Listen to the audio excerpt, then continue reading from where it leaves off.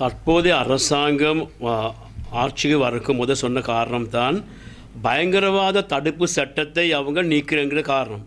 அது பயங்கரவாத தடுப்பு சட்டம் எங்களுக்கு தெரியும், இந்த நாட்டில் பல பேருக்கு எதிராக பாவிச்சுற சட்டம். இந்த பயங்கரவாத தடுப்பு சட்டத்தை எடுக்க சொல்லி ஐக்கிய நாட்டு சபையில் கூட ஐக்கிய நாட்டு சபை மனித உரிமை ஆணையக்குள்ளே கூட சொல்லியிருந்தது. இப்போ இந்த சூழ்நிலையில் அரசாங்கம் வரக்குள்ள நாட்டை ஜனநாயக ரீதியாக முன்னுக்கு கொண்டு போகிறதுக்கு தான் சொல்லிக்கிட்டு வந்தாங்க.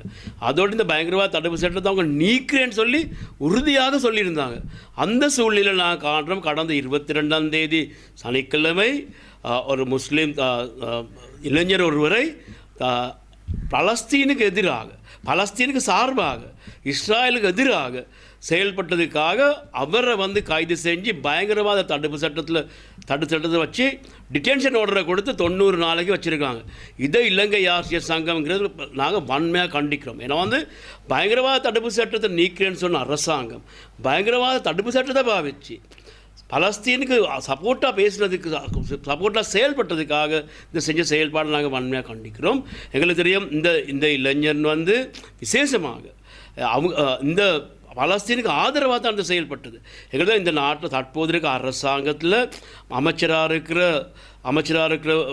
பிமல் ரத்நாயக்க பலஸ்தீன ஃப்ரெண்ட்ஷிப் செயல்பாடுகள் இருக்கிற ஒரு ஆள். அவர் பலஸ்தீனத்துக்காக சொலிடாரிட்டி மூவ்மெண்ட்லேயும் தலைவராக இருக்கிறார்.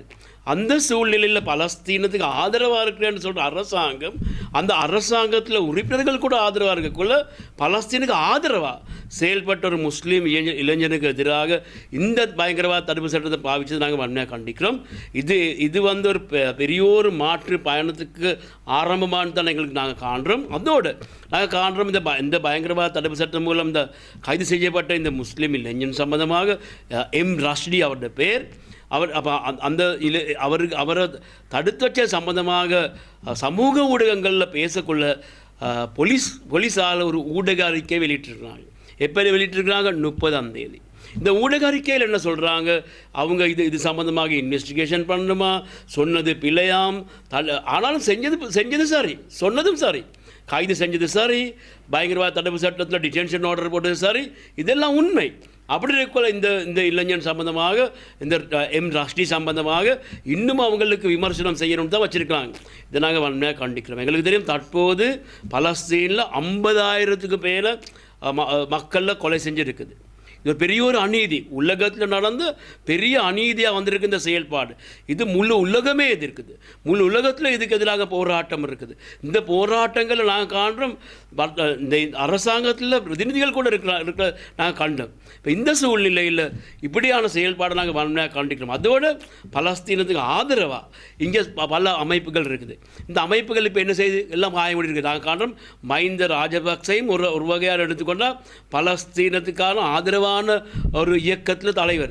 அவருடைய பெயர் போட்டு யசர் அரஃபத் இந்த பலஸ்தீன் அங்கே ஒரு ரோடை கூட பெயர் போட்டு சூட்டியிருக்கிறார். அந்த சூழ்நிலையில் இந்த பலஸ்தீனத்தில் இவ்வளவு பெரிய அநீதி நடக்குள்ள எல்லாம் வாய மூடிட்டு இருக்கிறாங்க. இது நாங்கள் வன்மையாக கண்டிக்கிற செயல்பாடு. முழு உலகத்தில் பலஸ்தீனுக்கு ஆதரவாக செயல்படுற செயல்பாட்டுக்கு நாங்கள் ஒன்றாக இருக்க தயாராக இருக்கிறோம். நாங்கள் சொல்கிறோம், அரசு தற்போது இந்த செயல்பாடு திரும்பவும் பயங்கரவாத தடுப்பு சட்டத்தை அமுல்படுத்தி இப்படியான செயல்பாடு செஞ்சு நாங்கள் வன்மையாக கண்டிக்கிறோம்.